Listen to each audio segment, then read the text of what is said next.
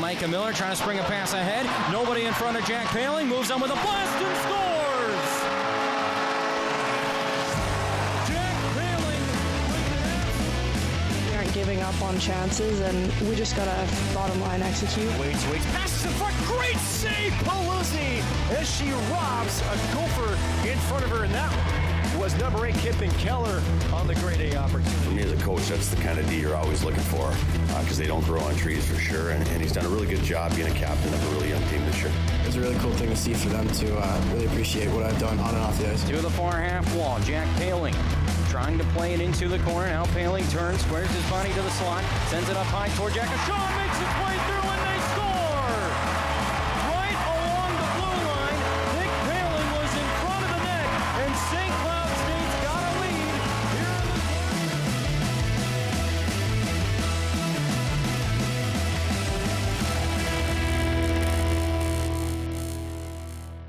And welcome back to the Husky Warming House Podcast, episode number 43. Noah Grant, I am Nick Maxon. Noah, plenty of stuff to get on this episode, but we have a couple of housekeeping procedures that we need to do. We first have our double minor giveaway, but also some trivia that we need to get our fans looked up on. And I'll just pitch it over to you, Noah, since my brain is already half asleep and we just got into this thing. Yeah. Well, first of all, Nick, I want to know how you're doing today on this, getting ready for this new release and this new split up show. How has your week been? Have you been all right? It's kind of weird that I'm taking an interest in you, but I guess I'll fake it for a couple more seconds.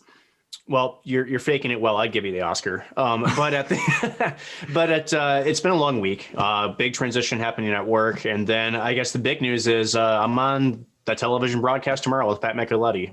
This is, again, Saturday the 2nd, going into the second half of the Bulldogs game here. Again, recording a little bit later than we normally would, but that's just with the change in scheduling here. Of course, just trying to keep everybody up to date with Hockey Sense, but I'm doing pretty good. All things considered, the New Year's, we're finally at a 2020. Screw that year and everything that it stood for. So, Noah, how did you fare for the new year? First of all, did you have a good one? What'd you do? And I guess, how was your week? Well, I guess 2021 right now feels just like the overtime of 2020, and I don't like it very much. What did I do for New Year's? I guess I sulked a little bit knowing that I should have been in the press box at Target Field that day. Actually, what I did is I actually worked on the new overlays for the show, as if you're watching the YouTube page, as you can see right now, and just kind of did a lot of recut all the promos, as you're about to find out, for the Huskies Warming House podcast, except for the CenterIceView one. That one stayed the same. So because I can't do that to Bill. I can't do him dirty like that, But no, it was good. I had a good time. Just hung out with family, and kind of enjoyed the ride a little bit. Excited to bring our first split show ever in the show's history. And we've got a lot of really, really exciting things cooking as far as guests that are coming on and some changes that are coming as well. So bear with us. We're excited to have you with us. And Nick, like you did mention, we do have a couple of housekeeping procedures to get to, as we do have trivia and some apparel giveaways as well. So let's jump into the new ad read for Two Line Fan Trivia. Two Line Fan Trivia is your chance to win some sweet Huskies Warming House podcast apparel every Saturday at noon. Simply follow us on Twitter, and when 12 o'clock noon rolls around on Saturday, gear up to take on the best in the Two Line Fan Trivia leaderboard for your chance to win a Huskies Warming House podcast hat. Twitter followers also have a chance to win more Huskies Warming House podcast apparel, and you'll also find the latest in St. Cloud State Husky coverage. Two Line Fan Trivia, every Saturday at noon. Two Line Fan Trivia, the first of the new year, Nick, coming today on January 2nd. It's nice that our trivia is now actually going to be up to date for future shows, because we are recording either Saturday night or most likely Sunday mornings, and having that show up in the early parts of the afternoon for Sunday. For our trivia this week, as one fan noted, the St. Cloud State men's hockey team has not split at the Herbrooks National Hockey Center with Duluth since the mid-2000s.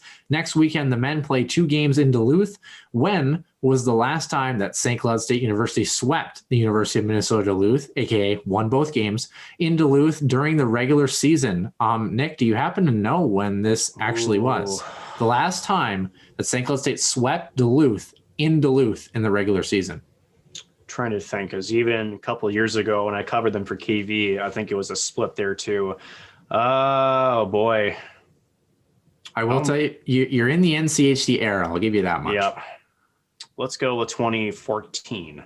Very close, very close. 1 year prior, our winner to increase his lead on second place for the leaderboard, the Huskies swept Duluth by scores of 4-2 and 5-1 on December 6th and 7th of the 2013-14 season. Don't forget that season before that was the year that they went to the Frozen Four in Pittsburgh. And the last time the Huskies swept Duluth at home, do you remember this one, Nick? Oh, yes, that was...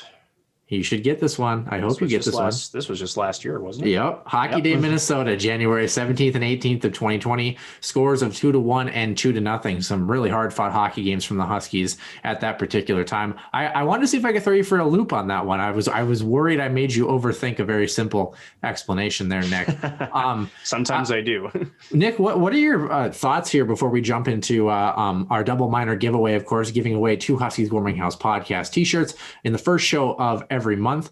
What did you think about those gray jerseys last year? Would they go in as the top 5 worst jerseys you've ever seen for St. Cloud State? I mean, how about the top 2?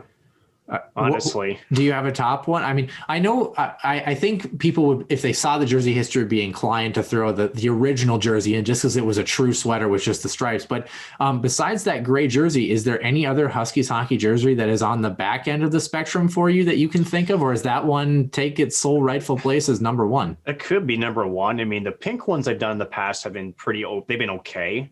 I wish they would spend a little bit more dough on them a little bit. They seem like, I guess, second-rate practice jerseys, some of them. This gray one definitely did, and I hate to say it. If you're going to go with an alternate jersey, it doesn't matter if it's one-time use or not, you got to make them look good. I mean, especially if you're going to skate for the whole game with them. Those gray ones were just atrocious. And it's just, again, I would rather see something more consistent. Like, again, we've had the jersey poll a couple months back here on this podcast. And I think, St. Cloud, I mean, they have the alternate reds that they kind of use. The reds are the most beautiful jerseys on the planet. They are. I'm sorry, they just are.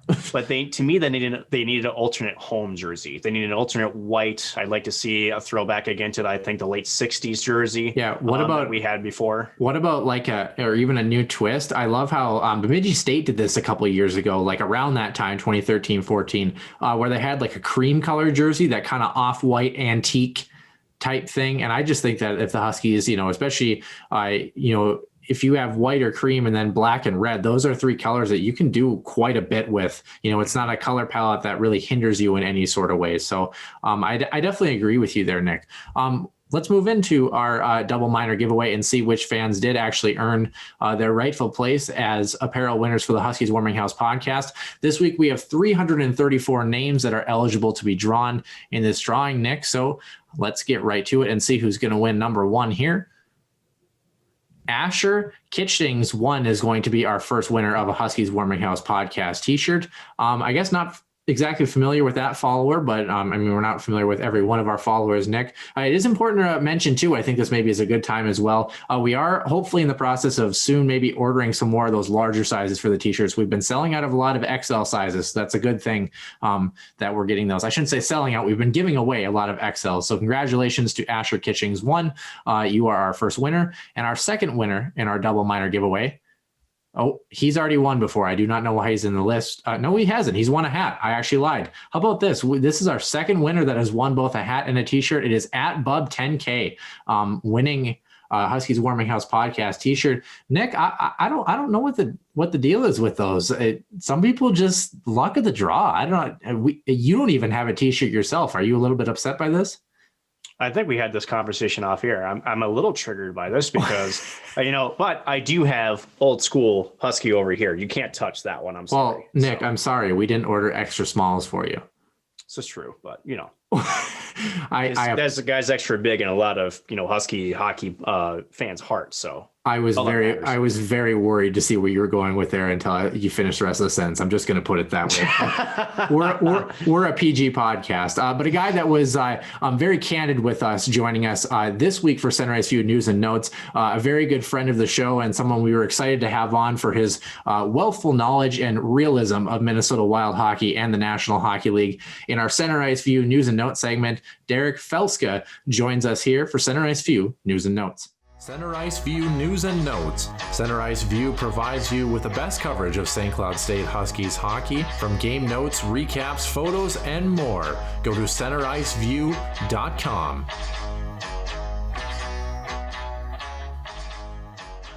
CenterIceView News and Notes, Noah Grant, Nick Maxon, and joining us especially today is Derek Felska. Derek, thank you and welcome to the CenterIceView News and Notes today for a big bucket of NHL news to go through. Lots of Minnesota Wild talk, certainly. But Noah, first, before we get into some more detailed conversations, first of all, hockey's back, right? So I think that's the big thing we need to cover first. NHL officially announcing its return starting January 13th, 56-game schedule, some of the main pieces there, but also some other changes to come through.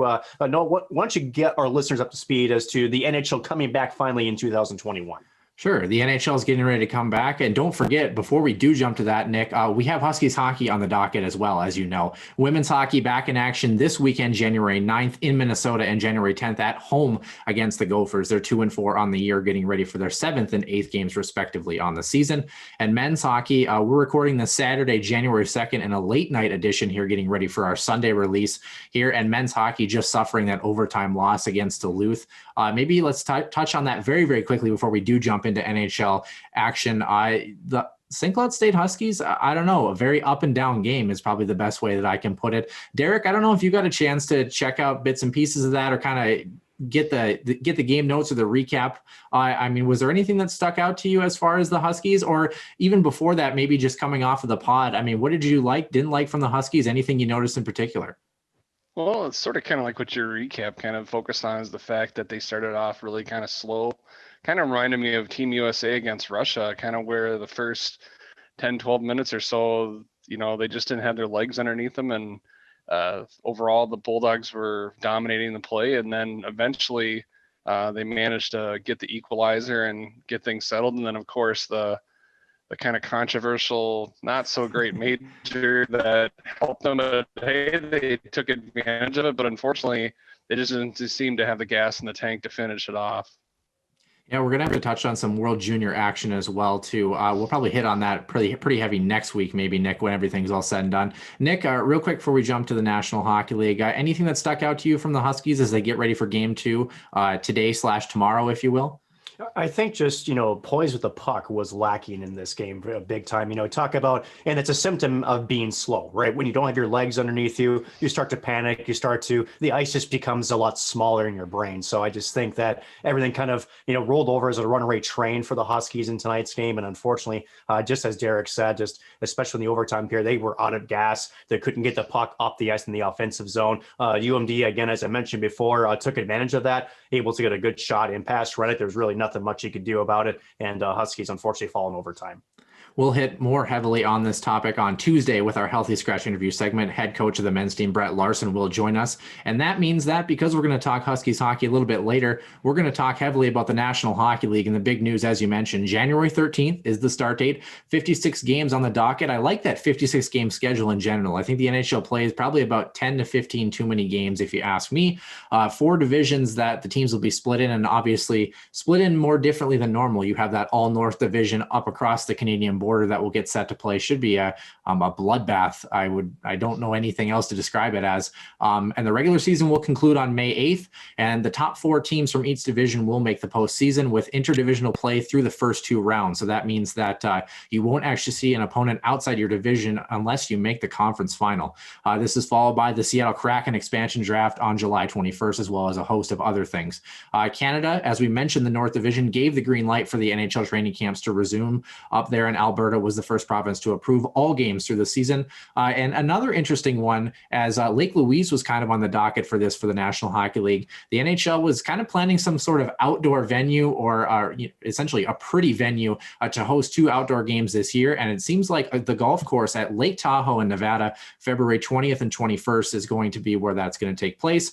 Colorado and Vegas has the first matchup, followed by Boston and Philadelphia. And the contest will be limited to 400 people, and that's including the teams teams, the personnel, the media, and all TV personnel who hope to utilize drone cameras in game for this contest. So should be an interesting look. Nick, is there anything that kind of surprises you about that outdoor game? I know that game in Carolina was canceled. Does it surprise you that the NHL is kind of going back in the other direction as far as, I wouldn't say COVID protocol is concerned, but just general state of the world and sporting events?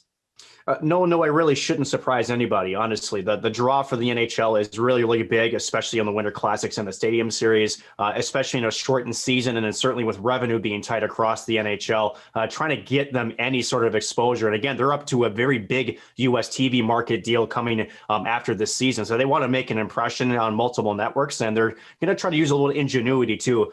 Lake Louise, I think, would have been an absolutely gorgeous site, but if you can't get it across the border, Lake Tahoe is a really nice close second. I like the matchups. It's going to be weird with the travel and, of course, with ice conditions. Again, the one that we've noted throughout the NHL doing these types of games, if there's sunlight involved, that tends to be the biggest, so if they're going to be a backup plan in case the weather conditions don't align. So that would be sort of the opposite side of the coin, is if the weather conditions don't allow them to do it, then you're talking about a colossal failure. So I'm not surprised at them actually putting this on. If it works, it might be great, but there's some complications that could also spell bad things for the league as well. Never thought that I would ever see a hockey game on a golf course. Let's just put it that way. I also never thought I would see the NHL and their newest rule change. And Derek, I want to get your opinion on this one. The NHL has changed the offside rule. Formerly, before this upcoming season, it used to be where to be onside, if you know anything about when you're looking at the blue line on the ice, the defining edge or the last edge when you enter the zone, your skate had to be on the ice and you had to essentially drag the line, if you will, to be onside. Now they've changed it where as long as any part of your blade or foot is behind that plane, that defining edge, you are still onside. So it kind of means that players don't really have to hold up that extra half second to make sure that close play is onside. Derek, I feel like this is a welcome change in the game of hockey, something I think a lot of hockey players have really pined for, because I don't know if it makes a lot of difference in the play. What was your reaction when you first kind of heard the NHL change, and is it a good one? I think it's a good one. Personally, anything that cuts down the amount of time that they spend going through replays, and especially that one was always one that was incredibly frustrating, because there might be replaying something that happened a minute and a half before the actual goal is scored. And I always felt it was kind of cheap. Yeah. It was undetectable effectively unless there was a video guy seeing it. And to me, it kind of kills the actual, bad calls and controversies a part of sport. And if you're going to slow things up to where, it's split second, I think that's kind of hokey to insist you did the right thing. To me, it goes against the spirit of sport. So I'm happy to see a change like this, because it should reduce the amount of those kinds of replays. Now, no, I think we should clarify too. This is only on zone entries. If it is a delayed offside, you still have to make contact with your skate on the blue line. So that part is still the same. It's only on the initial zone entry. I'm with Derek on this one. I think every hockey player would be within this one. Whether your foot is touching the ice or it's up in the air, it's still in the same spot effectively. You're keeping the speed of the game up. And again, you're taking away some of these nonsense challenge calls. And then again, with the video, even with the camera right on the blue line, Derek, you can attest to this. The video quality wasn't always so great. And it was never really a conclusive way you could tell if the skate was touching the ice. Was it just off the ice? It made things so much more complicated. It's a welcome change. I think we're going to see the game benefit from it as well. I like how Derek mentioned as well too about, it's not like a goal line review, or someone kicking the puck in the net. It's something that really it could go theoretically 19 minutes and 59 seconds or little less than that before it actually affects the play. It's one of those things that I think a lot of players, they're still going to kind of hold their bodies and hold up at the line. So I don't think you're going to have any problems with that defining edge, being the difference of the blade of steel or not. I think guys are going to still be definitive about trying to be onside. And I think it's a very, very welcome change as well. Let's run through some National Hockey League notes. We haven't really talked about any sort of national hockey in the past 2 weeks or so. So there were a couple of big signings, one trade and a couple of retirements to get to before we jump into the meat and potatoes of the show, which Derek will help us out talking about the future of the Minnesota Wild in this COVID-related season. Speaking of the Minnesota Wild, two former Wild players in Mikhail Granlund and Eric Haula both inked one-year deals with the Nashville Predators. Haula at 1 year's $1.75 million, and Mikhail Granlund coming off of a couple of down years, if you will, a $3.7 million single year pact as well, 352 points and 540 career games for Mikhail Granlund. The one that kind of was a signing that has some other implications here. Pierre-Luc Dubois of the Columbus Blue Jackets signed a 2-year, $10 million pact with the sole purpose really of letting the Blue Jackets figure out a trade for him. 49 points in 70 games played last year. He wants out of Columbus, and this really isn't the first time we've seen this song and dance in Columbus with Sergei Bobrovsky, with Artemi Panarin. It just seems like that management group has a really, really tough time keeping players in that group, which is tough for Columbus fans that have had a couple of teams that have been on the cusp of doing some real damage. Derek, I mean, are you kind of surprised to see this relationship soured? I mean, do you think this happens to do with the coaching, happens to do with the management? What is going on in Columbus? I think there's a lot of reasons for the wanderlust that kind of happens. I think it's kind of similar to Minnesota too. It's a Midwestern market that for a lot of, in the hockey landscape of things, it's often kind of forgotten. And I think if you're a player that's hoping to market themselves and attract endorsements and things like that, Columbus, Minnesota, that's not a real sexy place to be. And you want to be in the bigger communities like Artemi Panarin. He was really the classic example. They went all in hoping that he would stick around, but no, he wanted bigger and better opportunities, and he obviously now has that being with the Rangers. And I think maybe that's probably where Pierre-Luc Dubois is from. I think playing for John Tortorella is a grind mentally, because you have to play his way, otherwise he makes it really tough on you, and he's not going to compromise. He plays it, it's his style or the high, or you're going to sit.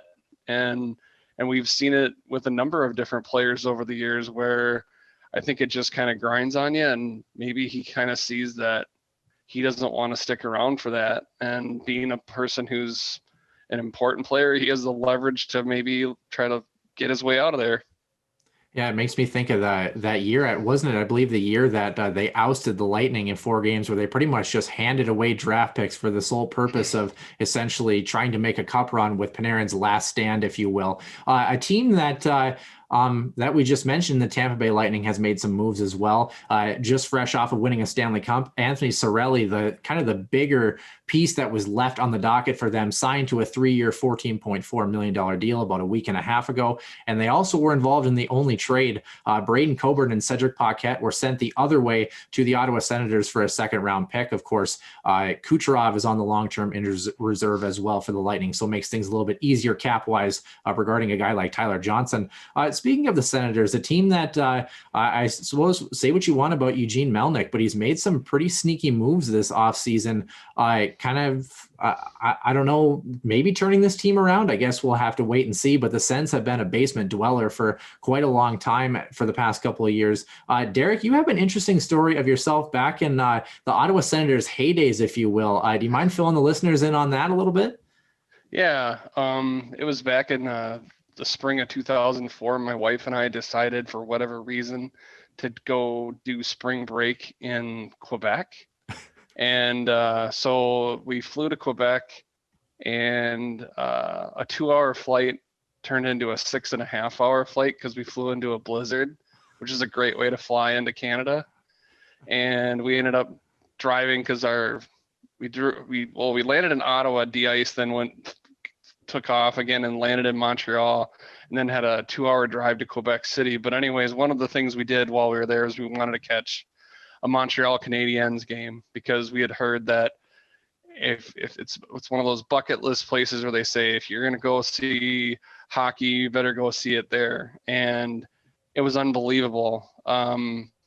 So we're in there. I'm with my Montreal Canadiens sweater, and we're watching this game, and Montreal is getting beat by Ottawa because Ottawa is one of the top teams in the East at the time.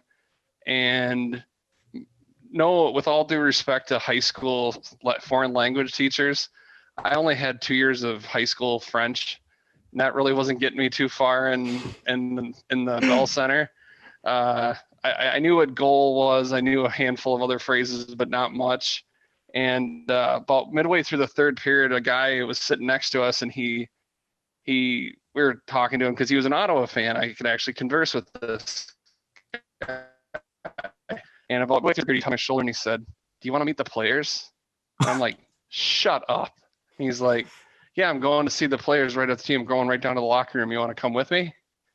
And I'm thinking like, what? So I look at my wife and he's like, "Well, she can't come in." I'm like, "Well, obviously a woman can't walk into the locker room." So I'm like, I look at my wife and I'm like, "What do you think?" And she's like, "I don't know, go for it." And I'm like, okay, so the game's over. They lost, Ottawa won 4-0, and we start walking into the bowels of Bell Center. And I'm thinking I'm going to find out that this guy's like going to try to like rob me. He's going to like take out a knife and mug me or whatever. But I'm like, hey, I only got like $30 Canadian. So like what, $15. So anyways, go ahead and mug me.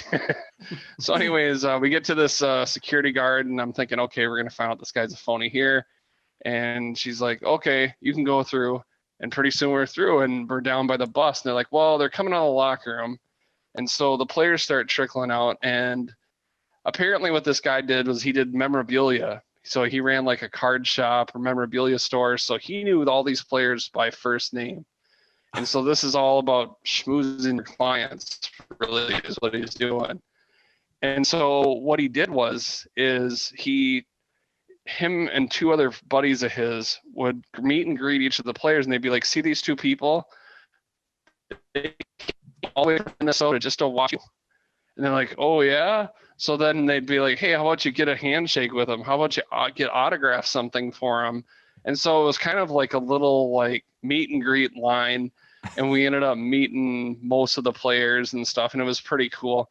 The best guys to talk to are the goons. So Rob Ray, who was on the team, who had the biggest hands I've ever seen, like giant meat claws, and a complete cement head. Like you're just looking at him, you're like, I don't even want to think about punching that guy in the head. It would shatter my hand in a second. And then Chris Neal was also a pretty big talker. So they talked to us the most, but we had other guys. I talked to Marion Hossa. Probably the most hilarious one was Antoine Vermette. He was a rookie. And they must have played a prank on him because he like goes, "Just wait a minute." And he ran on the bus because they all had this chicken. And he ran on the bus to put it in this bus. And then he came back out just to talk to us, which we could tell there were guys in the bus like laughing or whatever. So I'm sure they told him something. So it was kind of a rookie prank. But hey, I even have proof of it. So this is not just me talking. You can see my wife and me with different pictures with different guys. And again, if I had not talked to this person, I never would have known this person was going to go meet the team. He certainly did not look like a guy that would know an NHL team by any sense. And about 20 minutes of meet and greet of all these players, then they're like, okay, you go to the arena, and we're like, I can't believe that just happened. So you never know sometimes. So you're the sole reason why Antoine Vermette slashed that ref. You got him out of his shell, I think. Yeah, he was so disappointed. He slashed the person. That's actually incredible.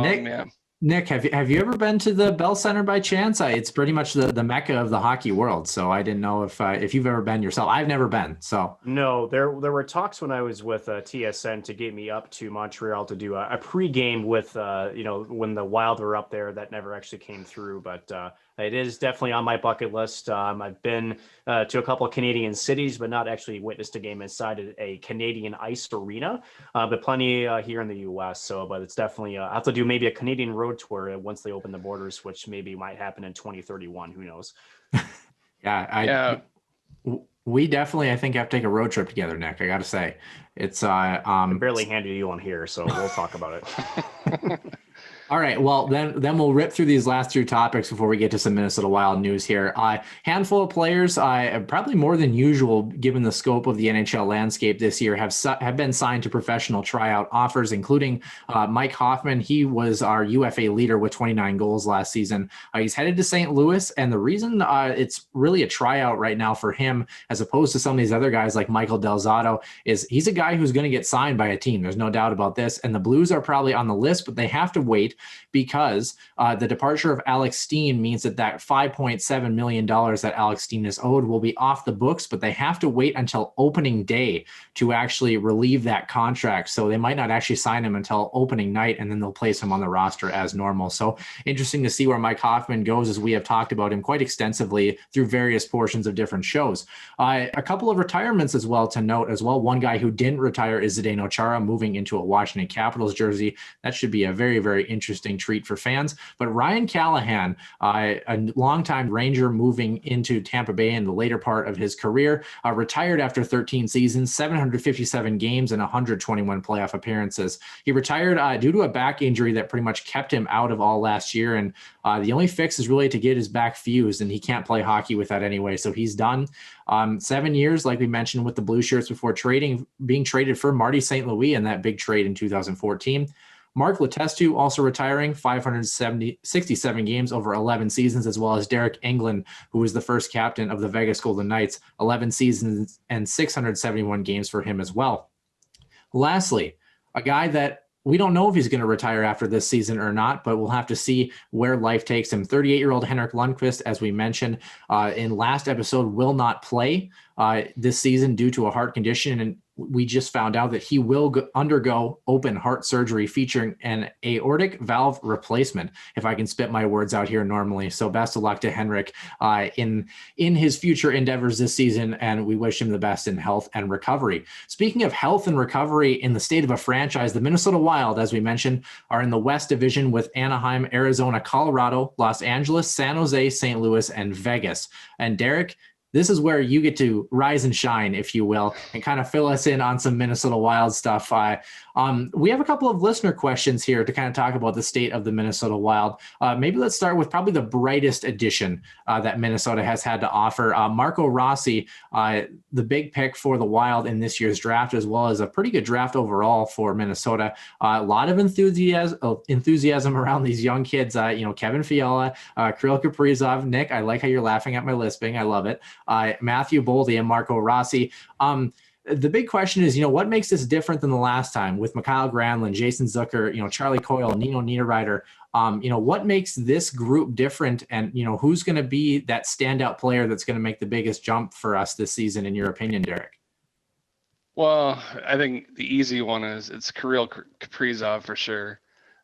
He's the only one that I think is a sure thing. He's going to be on the roster. He's going to play a lot no matter how much he struggles. I think everybody else, it's more of at best 50-50 if they're going to get a chance to show what they can do with the team. Marco Rossi, while I think there's a lot of people that want to see him get that opportunity, I think that the team is going to be very careful with him. And since he does have the option to play in Europe, I think that's where they're going to strongly, because big part of that is says, do you really want to start his entry level contract? 6 games to figure that out, and then after 6 games, you start the first year of his 3-year entry level deal.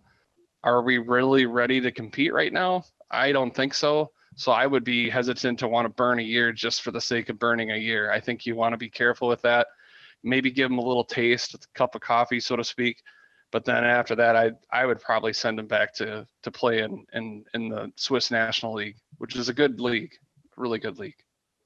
I tend to agree with most of that. The only thing to me with Marco Rossi might be where Marcus Johansson is at center. I think that, again, that's not his natural position. Nope.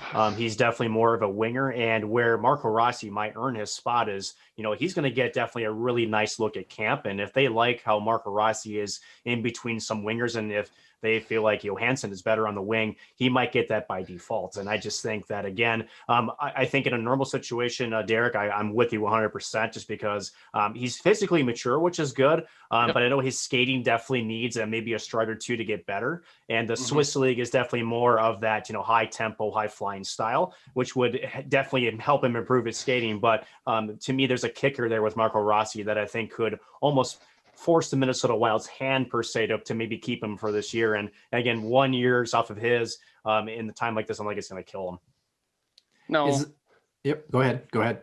I was just going to say that, while especially if you feel like you said there's not, viable top six centers to really push him out of that. I still think that if you want him to play if you want him to do and live up to his potential, he really needs to be used in a top six role.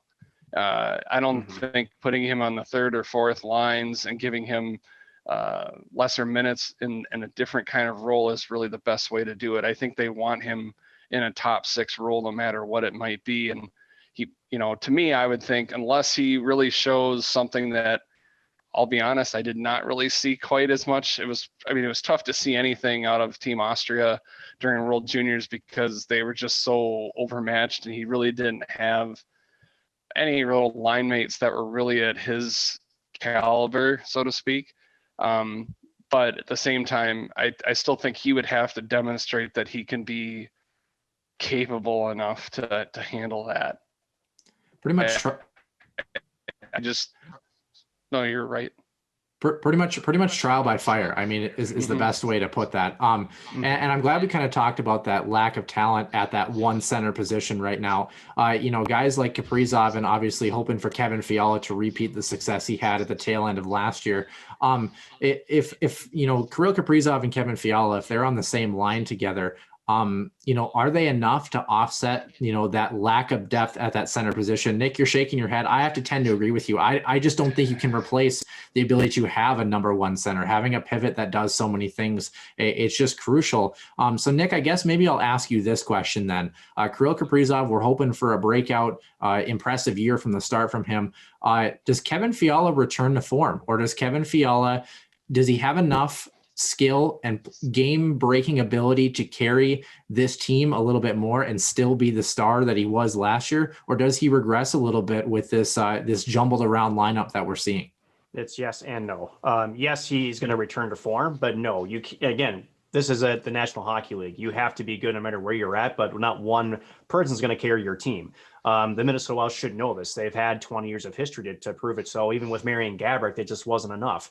To me, going back to your original question, if you're going to have Fiala and Kaprizov on the same line, is that electric? Absolutely. But it makes you top heavy too. So, if I'm Dean Evason too, you almost want to see if you can spread your wealth a little bit, maybe split them up into two different lines. But you might have to put them on the same line just because, again, you don't have, I would almost call a new age center, right? Back even 10 years ago, Mikko Koivu was the epitome center, the guy who was going to be the defensively responsible guy, the setup guy. But now you have guys like Jonathan Toews and even more so Elias Pettersson of Vancouver, who not only can set up, but they also can shoot the puck. So they have that offensive ability as well. Minnesota just hasn't had that at the position for, pretty much since their inception. So I think they're going to see a nice boost in scoring. I like the Wild's defensive core to help them out with that. But again, you need more depth, and the Wild just simply, when you take away the top six, to me, that bottom six just isn't enough.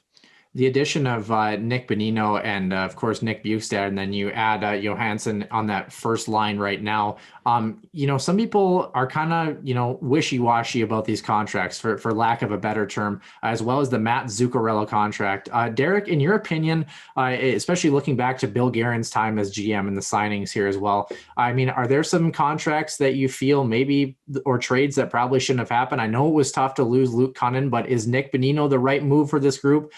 Is Matt Zuccarello actually doing okay in his contract statistically compared to what people kind of razz him for?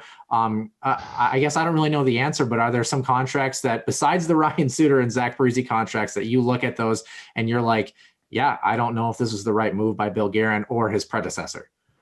Well, since you kind of mentioned it there, the Matt Zuccarello deal was Paul Fenton for sure. And that was, I know Craig Leopold's didn't say it, but I think a lot of people felt like that may have been the reason he got fired, even though they didn't say it. I know he had personal problems with people and made life in the office miserable, and wasn't necessarily didn't treat people the best. But that was a move that just reeked of desperation, of trying to sign somebody, and we way overpaid. And we gave him a no movement clause, which was insane. And unfortunately, the deal was made, and there isn't really too much you can do with it. As far as Nick Bonino goes, that was an interesting move just because a lot of people were hoping that maybe if Luke Cunnin could be a person that could maybe emerge into a player that might be able to fit into that maybe second line center role if given the opportunity with the right people. Nick Bonino is a very versatile player, though. He was actually pretty darn productive in a third line role with the Nashville Predators and was an important secondary scorer for them. I think it is definitely plausible that he could end up being a top 6 center for us. Now, does that mean that he totally deserves it? No, it might be more by default, but he is a player that's capable. He can be used in a penalty killing role as well. So there's a lot of versatility there. He's the kind of player that I actually think, depending on how it works out, either he'll be a very tempting deadline trade option, or he'll also be a tempting person to keep around because he's kind of a Swiss Army knife.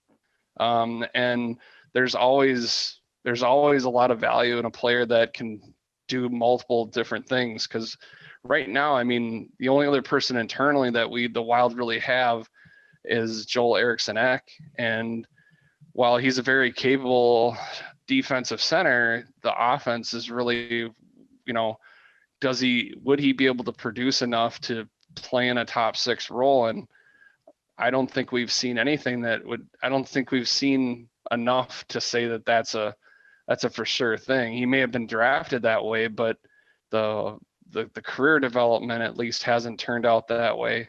He scores well in the AHL, but that doesn't happen in the NHL level. So, right now, like you said, there's just a lack of certainty over who's going to end up playing those top 6 center roles, and how much time is Kevin Fiala and Kapril Kaprizov going to be spending trying to track down the puck because they're not winning draws and they don't have a competent center. And that might make this season kind of frustrating, especially for them.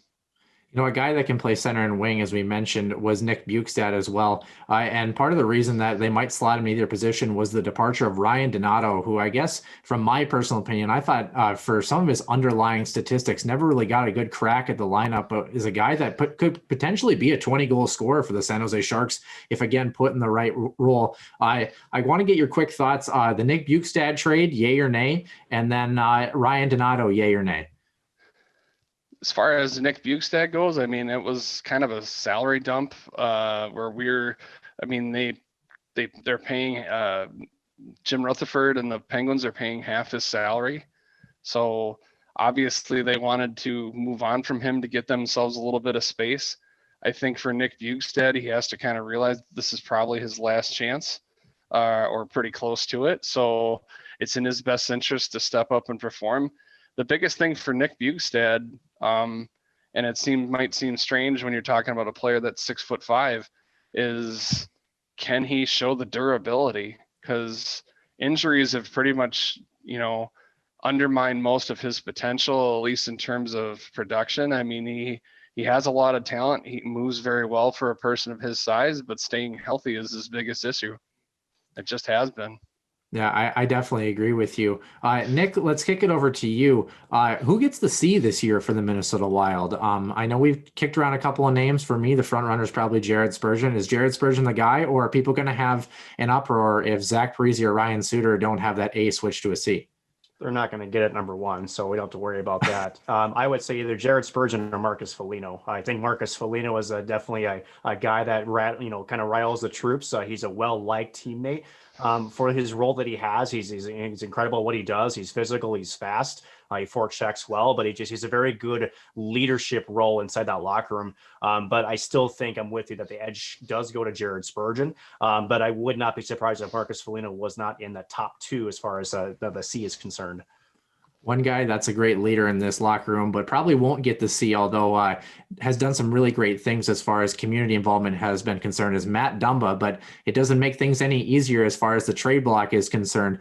Derek, does Matt Dumba get moved this season? And if so, what is he worth? And is Zach Parise also on the docket as well? Or is that trade option pretty much nixed unless someone comes calling? As far as Matt Dumba goes, I definitely think he's on the block regardless because of the amount of money that they've spent on their blue line. They're over $27 million between their top 4. And that really is a tough number to sustain if you want to spend any money for the other parts of your team that you need. And I think also with the fact that they do have a young, promising offensive defenseman that fits as a projected top 4 defenseman on the way, that's a way to save money. All good teams find ways to integrate younger players and save themselves some money on the roster by doing that. Unfortunately, that's a very well-known fact, and all the other teams in the league know this. So no one is going to give us probably top value what it really should be, because they know we've spent what we have, and they know we want to sell, so they're not going to offer us very much. And I think that's why this summer the offers that were given towards Matt Dumba were pretty underwhelming. As Bill Guerin, he barely did, you could tell he was almost annoyed by how bad they were. But yeah, everyone knows you need to sell, so everyone's going to act like they're not that interested, even though they very much are. The place I was really hoping they were going to deal him to was Vegas, because I was hoping that because they have some young centers that would help us accelerate whatever you want to call it, our reshaping, if that's what you want to call it, instead of a rebuild, with younger players. But Vegas didn't want to mess around, and they went for Alex Pietrangelo instead. And so I don't think you're going to get a deal out of them. But there's still some teams out there that you could think that he would be an attractive asset, but I think it's going to be still a pretty tough sell. As far as Zach Parise, me personally, I would have zero problem with him being moved. I'm kind of tired of him, to be perfectly honest. And I don't want to see him as a C either, especially if you're talking about a need to change the culture. I think that would be counterproductive if you're trying to change the culture to give Zach Parise the C or Ryan Suter the C, because to me, that was the country club that you were referencing all the time. But anyways, as far as Parise goes, the one possibility, of course, is the Islanders.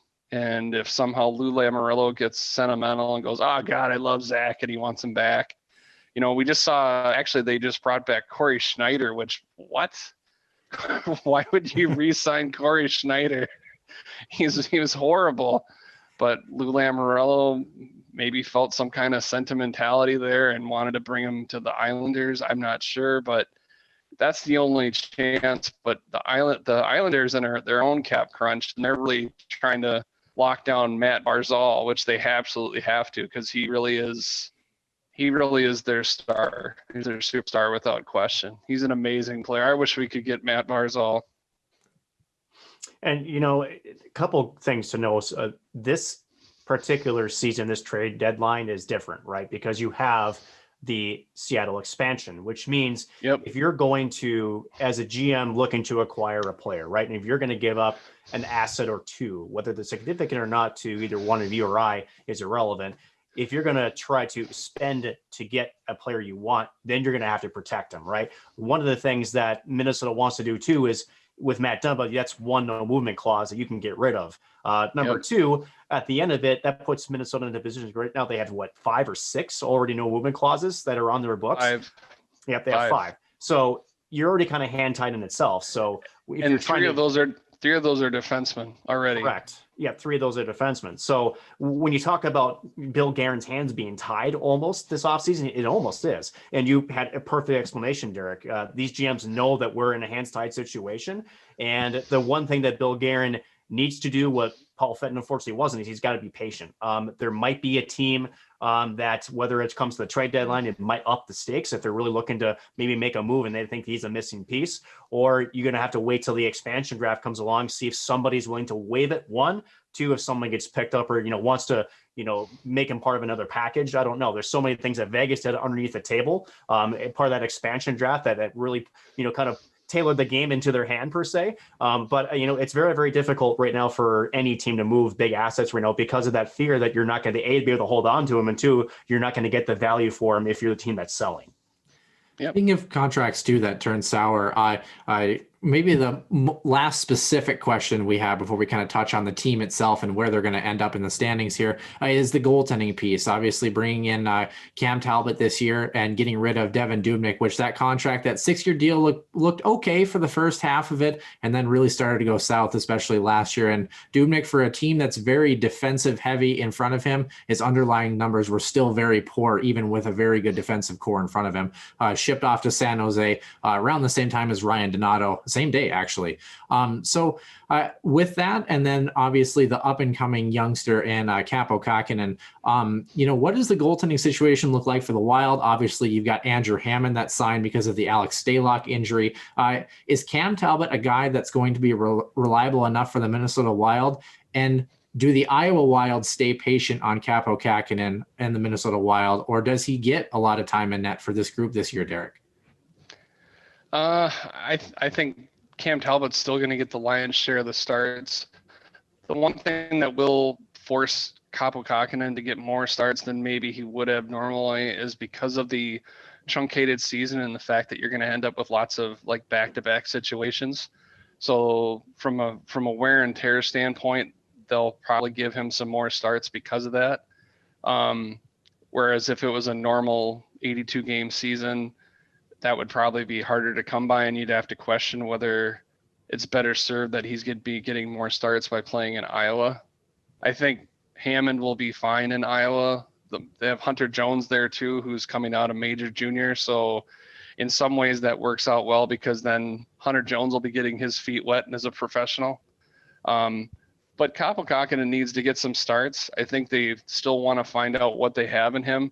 They only had 5 starts with him last year. And he's a reasonable, but again, that's way too small a sample size to sit there and say whether you have an heir apparent number one goaltender on your hands or whether you're going to need somebody else in the future and he'll be a backup or something like that.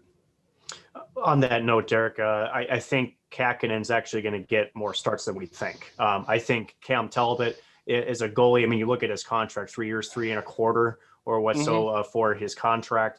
Cam Talbot proved that he actually can play some pretty good hockey. He almost single-handedly carried Calgary through with some of their playoff games. But the big notch on him has always been his inconsistency. And I think with Kähkönen, that might open some doors for him. And again, at some point, you're going to have to look at a goaltender that was the reigning AHL goaltender of the year, mind you. And you're going to have to get his feet wet in the National Hockey League. You're just going to have to.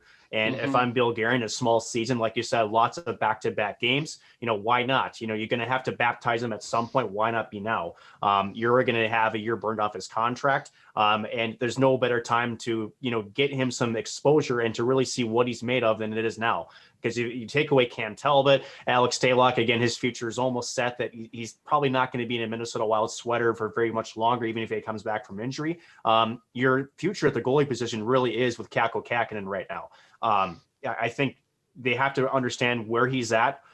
They think he really can be a fixated number one goaltender in the National Hockey League, or do they really have to take a deeper look at their goaltender depth and see, is this the guy going to be that's going to carry us over the hump, or do we have to maybe go to free agency and look for somebody else, or maybe to the draft? So I think the time is now, and I do think Kähkönen's going to get a pretty good share of the starts here coming this shortened season.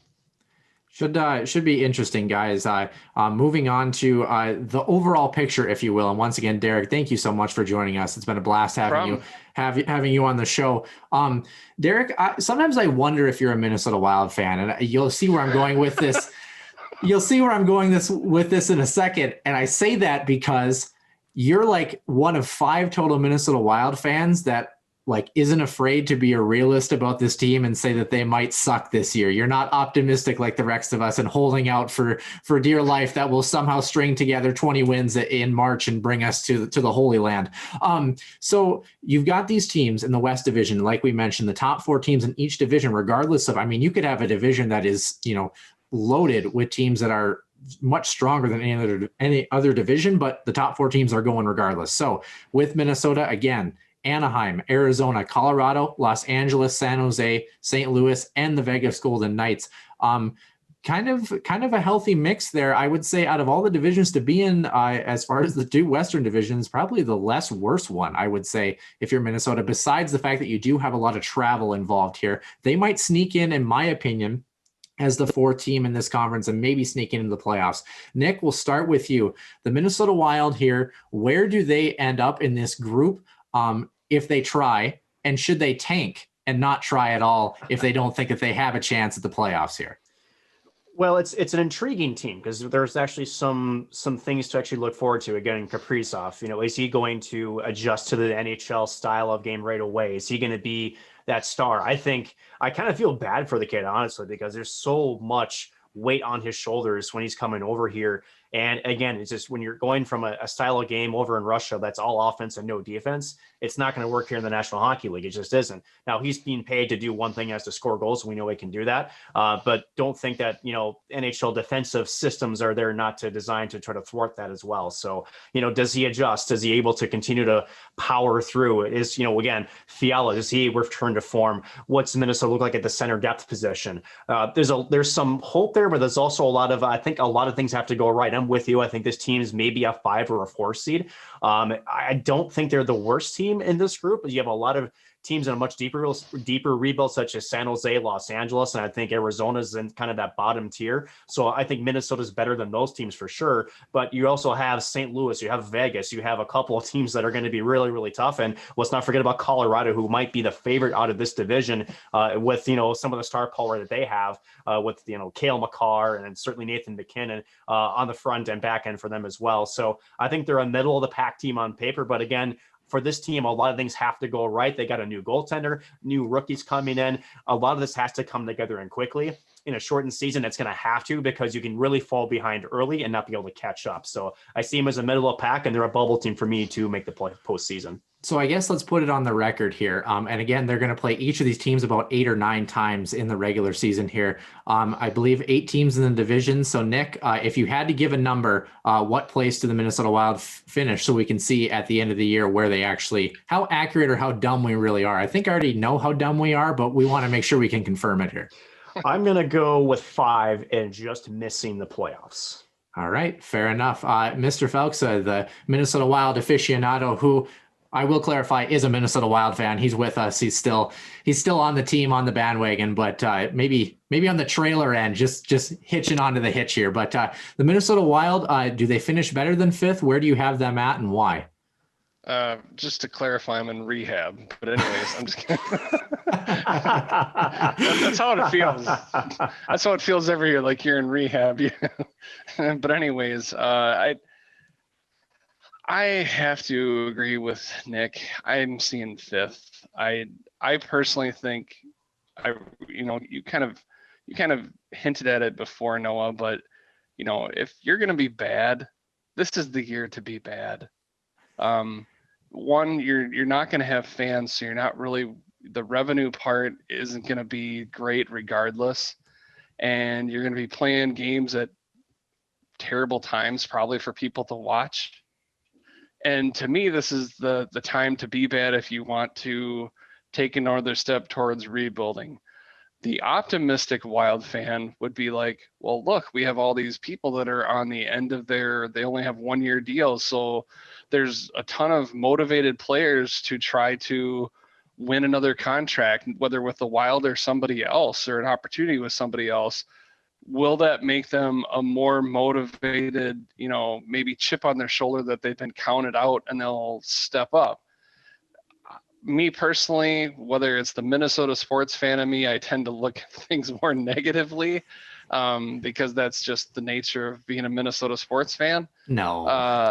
No. But anyways, but honestly, I just don't. I think the center problem is going to dog them terribly, and it's just going to be kind of a source of frustration.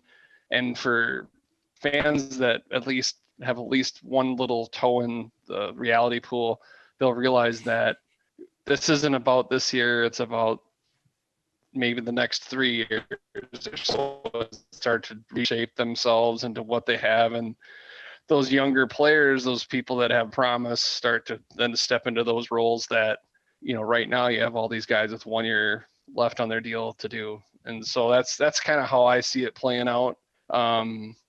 I don't know. I would love to feel bullish about this season. and I think it'll be 5th place. And even if they did get in, let's be honest, would you think they're going to go anywhere after that? So what's the difference? Yeah. And I'm sick of that. We've been there, done that for so long. I don't see that as progress. I see that as regression. That's just my personal opinion. And the one time we got through it all, I have nightmares of Patty Kane in a really bad stanchion at the Excel Energy Center. Yes. Just burns in my memory. Okay, so we've got 5th place from Nick and Derek. As much as I want them to make the playoffs, just because I like seeing playoff hockey, and I thought that the pod when the Wild were playing the Canucks in the entry playoffs, if you will, was very, very exciting. And I thought the Wild somewhat overperformed in a lot of aspects, especially with Alex Stalock in that series. I'm going to go the other direction here. I think that the center depth is going to be big enough of an issue that it pushes them into 6th place. I don't think, honestly, that enough of the pieces. It's almost like it's a puzzle. It's always a puzzle, right? But it's a puzzle that you got at a thrift store, and all the pieces are mostly there, but someone's dog chewed on the edges of the pieces. So even if they fit, they're not quite sitting the way that they should. And that's what I see with this Wild team. I think that the roster turnover and that sort of thing, we need that roster turnover, especially with the culture problem that we've had.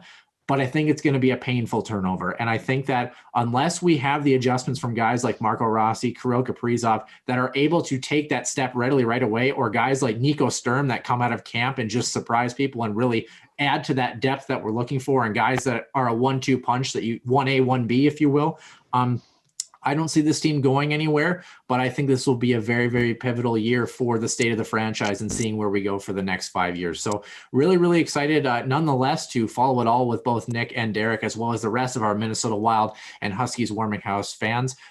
Derek, thanks for joining us. Nick, do you have anything else to add? No, I mean, I think, again, this is a very intriguing season just because of, obviously what 2020 was. Now we're in 2021. So thankfully that's all behind us, at least hopefully. But again, this team it could surprise some people. And maybe not necessarily in the best way. There's a lot of, we're going to see a lot what this team has in terms of its young depth. I think there's some pieces to be excited about, but we just don't have enough of those young, exciting pieces as of yet in some key positions. So I still think that there's still, the Wild that you mentioned a puzzle, I think of it always like a clay masterpiece. There's still some molding to be done. We're getting towards where we think it's going to be a masterpiece, but we're still some things that we have to tweak. So I mean, it's going to be intriguing to watch at 9-10 o'clock at night for the puck drop of the first period, which is going to be great. But at the end of it, no, it's going to be boom or bust for this team. And it's going to be interesting to watch how they go through this 56-game season. Travel's going to be tough too. I forgot to mention that in my answer as well. Derek, we thank you for joining us. And I want to mention the Huskies Warming House podcast fans too. The first time that we got in contact with Derek was actually through Twitter. It just happened to be a mutual interest. And you were nice enough to sit down for about 3 hours throughout your evening and kind of talk to us and kind of let us know who you were, and you've supported our show ever since. And I don't think that we give you enough love, honestly, to for what you do for us and our product, as well as not only us as much as we appreciate it, because, this is our show, but, Sound the Foghorn, all those other Minnesota Wild and, Minnesota related podcasts, and even some other ones, what you do, I think, for the game of hockey in general, just as a media fan, if you will, at this particular point, we're really grateful for that, because we always love to see people helping others all revel and partake in the game of hockey. So we really appreciate it. And do you have anything else to add before we bid you adieu? I guess I just have one thing. For those of you that don't know, I've been doing my blog that I've been writing now for about 16 years, Noah was like 5 years old when I started. I don't know. I'm just teasing. Pretty close. Anyways. Pretty close. Yeah. I figured that was a good Nick Maxon type line. But anyways, but no, honestly, I mean, I can say that I've seen a lot of things change over the years in terms of the online community in regards to hockey, and hockey fans are diehard people. They live and they're very passionate about what they have. And I can also tell you that earlier, 10 years ago, I don't know if you would have seen this kind of collaboration where you see different people reach into, different podcasts as friendly as they would normally be, because they would see it as like competition right now. And maybe this is a side effect of the fact that we're all remote and it's 2020, but it's a lot more friendly collaboration where people are promoting and sharing everybody, and they're spreading the love that way. And because I think it's really our way to reach out and connect, because in the traditional sense where we would normally get together either at a bar and watch the game or go to a game itself, we don't have that opportunity. So this is really the closest thing we have to having those conversations that we crave so much. And I want to thank you guys for doing what you do, because you guys offer a unique perspective. I know I've told you that I'm incredibly impressed with the polish that you guys have to your shows. I enjoy the interviews quite a bit. I didn't go to St. Cloud State. My parents went to St. Cloud State. I spent a lot of time at St. Cloud State and around it as a kid growing up in Elk River, which is just 30 miles down the road, more or less. And, I have to admit, you guys make me excited about Huskies hockey. And I would say I would have been a casual fan at best of them, but I get excited based on your excitement over what's going on and with the Huskies, both men's and women's programs. And that's great. I definitely think we're going to have to put that one up in our promotional banner for every YouTube show ever, right? free marketing and advertising. That's really why you're here, Derek. Exactly. That's it. That's all I do. Really appreciate it. Derek, what is the name of your blog for people who do not know, so they can check out the various mediums in which you tend to promote us and wild hockey in general? Okay, so I write the website I write for is Sports Daily. It's a blogging arm of USA Today. The actual name of the blog is Crease and Assist, a legally compliant Minnesota hockey blog. There's a story that goes with that. But so it'd be Sports Daily / Crease and Assist. And I'll obviously be writing more now that the season's getting going. I just kicked out a season preview like a couple days ago, so if people want to check that out, where I give kind of my thoughts on the roster and how I think things will shake out for the season, you can read that. I also love giving other fans the opportunity, just like you're giving me the chance to talk. I like to give other fans the opportunity to talk and share their voice, because there's a lot of smart hockey minds out there. They're all over the place. And so anyways, I did another series that I've done actually for about 6 or 7 years now, called Wild Fan Speak, where I talk to some friends of mine. Some have podcasts, some don't. And I ask them questions about how they see the team, because to me, kind of like you've given me the opportunity to speak and share my thoughts on the season. That's part of what makes it cool, is the chance to pass them the mic. And in this case, they write the answers like I'm interviewing them, as we're sitting around like a table or a panel or whatever. And it's really interesting and intriguing to hear what they have to say, because I think we all learn more when we hear more perspectives. I absolutely agree. I think for us as well, we learn a lot from our fans too, and definitely want anybody to partake. Obviously, we have things on our website where you can give us feedback as well. Derek has done that, and actually probably one of the pivotal reasons why this next portion I'm about to announce is happening. Don't forget, our Healthy Scratch interview segment is now separate this week for the first time in the show's history. Coming out on Tuesday, we will have head coach Brett Larson of the men's hockey team ready to recap the pod, as well as this particular weekend against Duluth. Derek, once again, we thank you for joining us, and that'll do it for the CenterIceView News and Notes portion of episode number 43.